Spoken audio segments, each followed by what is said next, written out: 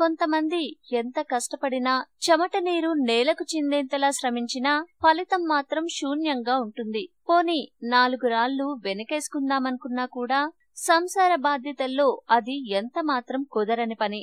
మరిలాంటి సమయంలో డబ్బులు సంపాదించి కూడబెట్టాలంటే తల ప్రాణం తోకకొచ్చినట్టుంటుంది. ఇక ఈ జీవితమంతా కష్టాలమయంగానే బ్రతకాల్సిందేనా అని అనుకునేవారు మేము చెప్పబోయే ఈ నియమాలను ఆచరిస్తే ధనలక్ష్మి ఇక మీ చేతుల్లో నిలిచినట్టే. మన పూర్వీకులు చెప్పిన నియమాల ఆధారంగా ఈ విధంగా చేస్తే ఫలితం మీకే కనబడుతుంది. ఎల్లో కౌరీస్ అని పిలువబడే గవ్వలను లేదా గోమక చక్రం అని పిలువబడే గవ్వలను ఒక 7 తీసుకుని ఎల్లప్పుడూ మీ జేబులో పెట్టుకుంటే ఆర్థిక స్థిరత్వం నిలవడానికి ఎంతో ఉపయోగపడటమే కాక శత్రువుల నుండి విముక్తి కూడా లభిస్తుంది. మనకు దొరికే తామర పువ్వు యొక్క విత్తనాలను జేబులో వేసుకుంటే ఆర్థిక ఇబ్బందులు తగ్గడమే కాక ఖర్చులు కూడా తగ్గే అవకాశం ఉంది.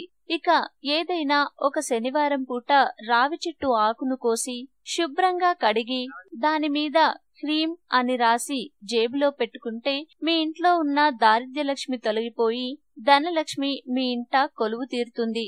మీ ఇంట్లో లక్ష్మీదేవికి బియ్యంతో పూజలు చేసి ఆ బియ్యాన్ని మీ దగ్గర ఉంచుకుంటే ధనం మీ చేతిలో ఉండటమే కాక కావలసిన సమయానికి సమకూరుతుంది. అమ్మవారి శ్రీయంత్రాన్ని మీ వెంట ఉంచుకున్నా మీకు ఉన్న డబ్బు సమస్యలన్నీ తొలగిపోతాయి.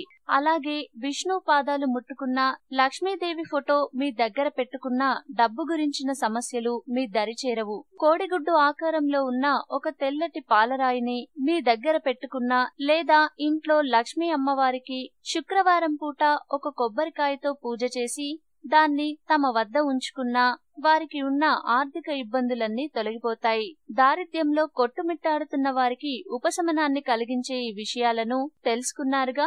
ఇక ఈ నియమాలన్నీ పాటించి ధనలక్ష్మిని మీ ఇంటికి ఆహ్వానించండి. మరి ఈ వీడియో మీకు నచ్చితే లైక్ చేయండి, అందరికీ షేర్ చేయండి, కానీ సబ్స్క్రైబ్ చేయడం మాత్రం మర్చిపోకండి.